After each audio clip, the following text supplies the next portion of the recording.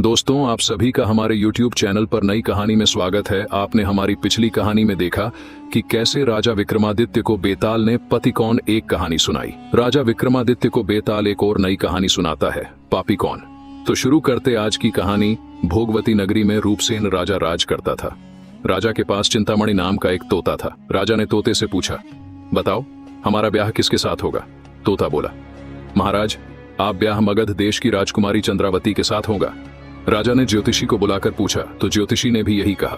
उधर मगध देश की राजकुमारी चंद्रावती के पास भी एक मैना थी जिसका नाम मदन मंजरी था। राजकुमारी ने मंजरी से पूछा, मेरा ब्याह किसके साथ होगा।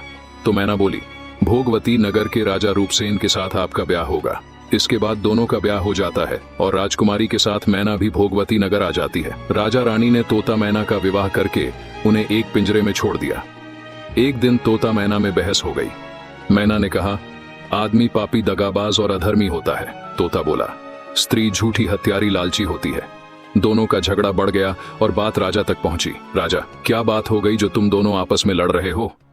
मैना ने कहा, महाराज आदमी बहुत बुरे होते हैं। इसके बाद मैना ने राजा को एक कहानी सुनाई। इलापुर नगर में महाधन नामक सेठ रहता था। महाधन के ब्याह के कई सालों बाद उसके घर एक लड़के का जन्म हुआ। सेठ ने बहुत ही अच्छे तरीके से अपने बेटे का लालन पालन किया, लेकिन लड़का बड़ा होकर जुआरी बन गया और जुआ खेलने लग गया। इस दरमियान सेठ की मृत्यु हो गई और लड़का अपना सारा धन जुए में हार गया। जब कुछ भी पास में नहीं बचा तो लड़का वह नगर छोड़कर चंद्रपुरी नगरी में चला गया, जहां हेमगुप्त नाम का साहूकार रहता था। हेमगुप्त के पास जाकर सेठ के लड़के ने अपने पिता का परिचय दिया और कहा कि मैं जहाज लेकर सौदागिरी करने गया था, वहां माल बेचा और बहुत धन कमाया, लेकिन वापस लौटते समय समुद्र में तूफान आया जिससे पूरा का पूरा जहाज डूब गया। मैं जैसे तैसे अपनी जान बचाकर यहाँ तक आया हूँ। हेमगुप्त साहूकार के रत्नावती नाम की लड़की थी। साहूकार को बहुत खुशी हुई कि उसको घर बैठे इतना अच्छा लड़का मिल गया था। साहूकार ने अपनी बेटी रत्नवती का ब्याह सेठ के लड़के से कर दिया। दोनों वहीं रहने लगे।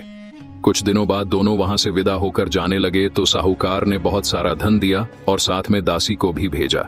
रास्ते में बहुत बड़ा जंगल पड़ता था। वहां पहुंचकर लड़के ने अपनी पत्नी से कहा, इस जंगल में बहुत डर है, तुम अपने गहने उतार कर मेरी कमर से बांध दो। रत्नवती ने भी वैसा ही किया। इसके बाद लड़के ने कहारों को धन देकर संपूर्ण डोले को वापस करा दिया। दासी को मारकर कुएं में फेंक दिया और फिर अपनी पत्नी को भी कुएं में पटक कर आगे निकल गया। स्त्री कुएं में बैठी रोने लगी। तभी उधर से जा रहे मुसाफिर को जंगल में किसी के रोने की आवाज सुनी। वह कुएं के नजदीक आया और उस स्त्री को कुएं से निकालकर घर उसके पिता हेमगुप्त के पास पहुंचा दिया। स्त्री ने घर जाकर अपने माँ बाप से बताया कि रास्ते में चोरों ने हमारे सारे गहने छीन लिए, दासी को मार दिया और मुझे कुएं में गिराकर भाग गए। साहूकार ने बेटी रत्नावती को ढांढस बंधाया और कहा कि तुम चिंता मत करो, दामाद जी जीवित होंगे और वह एक ना एक दिन जरूर वापस आएंगे। उधर लड़का अपनी पत्नी के गहने जेवर लेकर शहर पहुंचा और उसको पहले से जुए की लत लगी हुई थी और वह सारे गहने वापस से जुए में हार गया। कुछ दिनों में उसकी हालत बहुत बुरी हो गई तो वह वापस अपने ससुराल चला गया, जहां सबसे पहले उसको उसकी पत्नी रत्नावती मिली, जो बहुत खुश हुई। उसने पति से कहा कि आप चिंता मत करो, मैंने यहां आकर दूसरी बात बताई थी। और जो भी बात उसने अपने पिता से हेमगुप्त को बताई थी वह सारी बातें अपने पति को बता दी। साहूकार अपने जमाई से मिलकर बहुत प्रसन्न हुआ। उसने अपने जमाई की बहुत खातिरदारी की और जमाई घर में रखने लग गया। कुछ दिनों के पश्चात जब रत्नावती गहने पहनकर सो रही थी तब उसके पति ने चुपचाप से उसको छुरी से मार दिया और उसके गहने लेकर भाग गया। मैना बोली, महाराज यह सब मैंने अपनी इन आंखों से देखा था कि आदमी कितना निर्दयी और पापी होता है। राजा ने तोते से कहा, तोते तुम बताओ कि स्त्री बुरी लालची क्यों होती है। इसके पश्चात तोते ने राजा को एक कहानी सुनाई। कंचनपुर में सागर दत्त नामक सेठ रहता था, जिसके श्रीदत्त नाम का एक लड़का था और कंचनपुर से कुछ दूर विजयपुर नामक नगर था, जहां सोमदत्त नाम का सेठ रहता था, जिसके जयश्री नामक लड़की थी, जिसकी शादी श्रीदत्त से हुई थी। शादी के बाद श्रीदत्त व्यापार करने के लिए प्रदेश चला गया। उसको करीब 12 बरस हो गए। इधर जयश्री श्रीदत्त के इंतजार में व्याकुल होने लगी। एक दिन जयश्री अटारी पर खड़ी थी, तभी उसे एक आदमी आता हुआ दिखाई दिया। उस आदमी को देखकर जयश्री उस पर मोहित हो गई। जयश्री ने उस आदमी को अपनी सखी के घर बुलवा लिया। रात होते ही जयश्री सखी के घर चली जाती और रात भर वहां रहकर दिन होने से पहले वापस अपने घर लौट आते। इस तरह कई दिन बीत गए। इसी बीच एक दिन श्रीदत्त प्रदेश से वापस लौट आता है। जयश्री बहुत दुखी हुई कि अब वह क्या करे।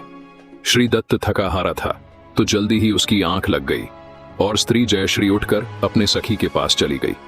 रास्ते में एक चोर खड़ा था जो यह देखने लगा कि यह स्त्री कहां जा रही है। जयश्री धीरे धीरे अपनी सखी के घर पहुंची भी चोर भी उसके पीछे पीछे चला गया। संयोग से उस आदमी को सांप ने काट लिया था और वह मृत पड़ा था। जयश्री ने सोचा कि यह सो रहा है। वही आंगन में पीपल का एक पेड़ था जिस पर एक पिशाच बैठा यह सब होता देख रहा था। पिशाच उस आदमी के शरीर में प्रवेश कर अपनी सारी विपाशा मिठाई और उत्तेजित होकर उसने जयश्री का नाक काट लिया। फिर उस आदमी की देह से निकलकर वापस पेड़ पर जाकर बैठ गया। जयश्री रोती हुई अपनी सखी के पास आई। सखी ने कहा, तुम अपने पति के पास जाओ और वहां बैठकर रोने लग जाना। कोई पूछे तो बता देना कि उसके पति श्रीदत्त ने उसकी नाक काटी है। जयश्री ने ऐसा ही किया और उसका रोना सुनकर सभी इकट्ठे हो गए। जब उसका पति उठा जागा तो उसको सारा हाल मालूम हुआ और वह बड़ा ही दुखी हुआ।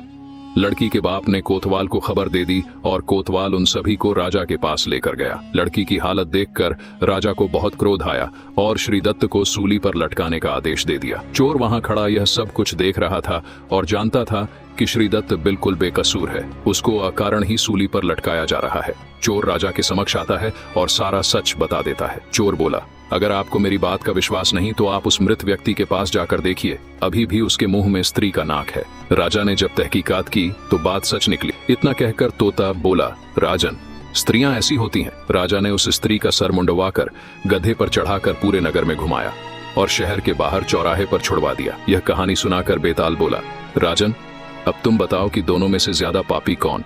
राजा ने कहा, स्त्री। बेताल ने पूछा, स्त्री ही क्यों?